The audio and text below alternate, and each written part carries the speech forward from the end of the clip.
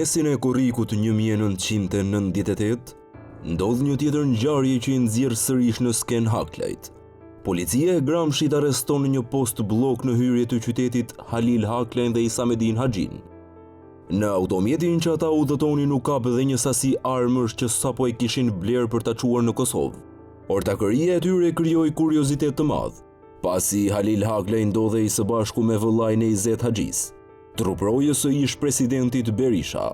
Në pamje të parë duke e habitshme një kombinim Haklaj-Haxhia, pasi ishin të qarta pozicionet politike të tyre. Por Halil Haklaj kishte punuar për një kohë të gjatë me Ismet Haxhin në minierën e Kamit dhe banesat e tyre në Kërnaje e Babin nuk ndodheshin më larg se 30 minuta nga njëra tjetra. Fatmir Haklaj u alarmua për arrestimin e të vëllait dhe kërkoi lirimin e tij nga gjykata. Dështimi për ta liruar dhe në gjykatën e apelit e acaroi së tepërmi. Në këto kushte vendosi të reagojë duke demonstruar forcën. Haklaj kërcënoi të gjithë përfaqësuesit e lartë të administratës shtetërore në Tropoj. Madje policia deklaroi se ai mori peng dhe të dërguarin e qeverisë në veri të vendit Taulant Dedja. Nëse nuk lirohej vëllai i tij nga burgu, ai do të ndërmerrte vendime më të ashpra.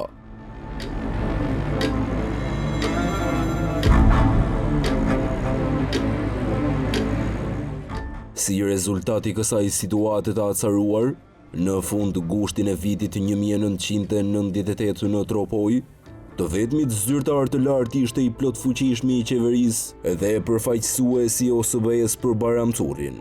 Për të negociuar me Haklajt, autoritetet shtetërore shfrytëzuan një vizitë të një grupi deputetësh në Tropoj. Mes ditën e 22 gushtit 98 në Bayram Curr, mbërritën kryetari i kuvendit Skënder Gjinushi, zëvendës kryeministri Kastriot Islami, nënkryetari i kuvendit Namik Dokle dhe kryetari i komisionit të jashtëm të kuvendit Sabri Godo, si dhe deputetët socialist Ismail Togu dhe Bardhy Lagasi.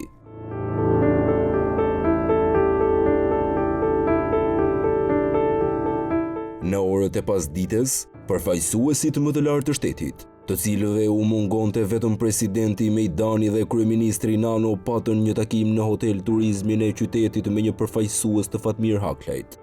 Takimi u zhvillua në zyrën e OSBE-s në katin e 2 të hotelit.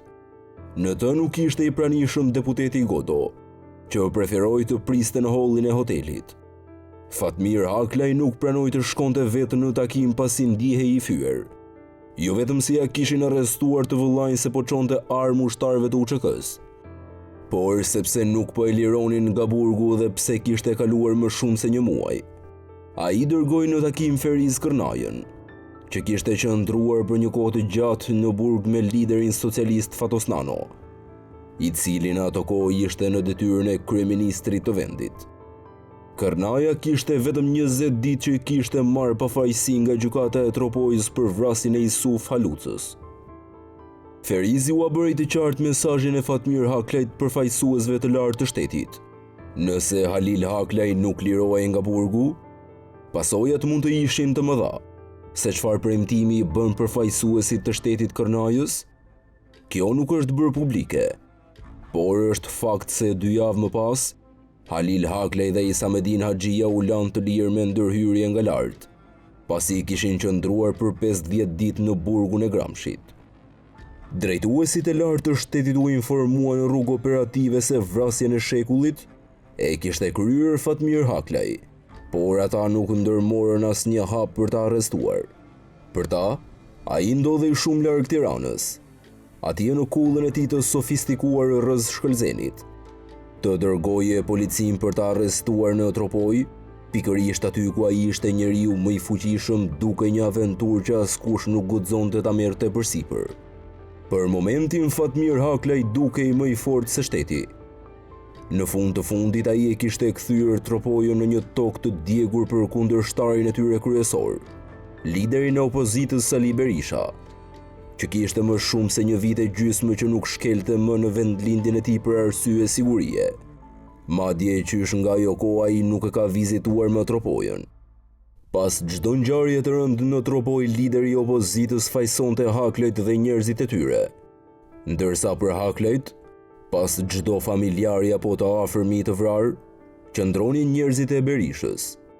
Më guximtari, deputeti i Tropojës Azem Hajdari, në të vetmen tentativë që bëri për të shkuar në Bajramcur pas qershorit të 97-s, i shpëtoi për fat vdekjes.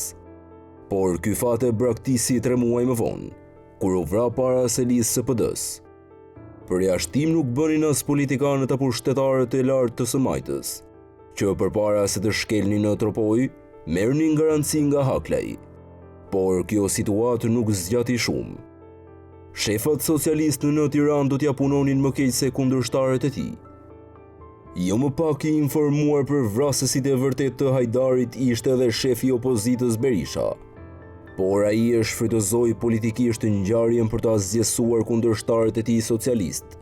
Funerali i Hajdarit ku merrnin pjesë 10 e mira vetë nga e gjithë Shqipëria, u kthye në një revolt popullore, pas së cilës një mendje e etur për pushtet kishte ideuar një grusht shtetit të armatosur. Arkivoli i Hajdarit u çua para kryeministrisë, dhe me të në duar turma i irrituar pushtoi dhe dogji brenda pak minutash të gjitha institucionet më të rëndësishme të shtetit. Qeveria socialiste ishte krejtësisht jashtë funksionit, ndërsa kryeministri Nano, për të shpëtuar kokën e tij, kaloi kufirin shtetëror drejt Maqedonisë, përpara se arkivolin e Azem Hajdarit t'ia sillnin te zyra e tij. Tanket e Gardës së Republikës që u nxorrën për ta trembur militantët e armatosur në bulevardin Dëshmorët e Kombit, u morën pas më të voglën rezistencë. E pajisur dhe me tanket e Gardës, komando e armatosur që sulmoi kryeministrin, tashmë ishte kthyer në një zot të kryeqytetit.